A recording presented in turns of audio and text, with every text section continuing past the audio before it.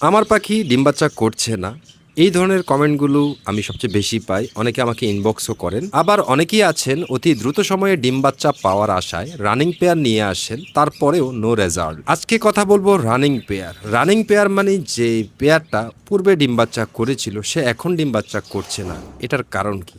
আমি তো running pair নিয়ে এসেছি, দ্রুত সময়ে আমার ডিম বাচ্চা লাগবে। পাখি ডিম বাচ্চা করছে না, এর কারণ হতে পারে হয়তো আপনার পালনে কোনো সমস্যা আছে, না হলে পাখির কোনো সমস্যা আছে। নতুনদের উদ্দেশ্যে আমার একটাই পরামর্শ থাকলো, অতি দ্রুত সময়ে ডিম বাচ্চা পাওয়ার আশায় কেউ রানিং পেয়ার নেবেন না। যদি নেনও তাহলে ট্রাস্টেড কোনো সোর্স হতে নেবেন, তাহলে আপনি পাখিগুলো সঠিক পাবেন।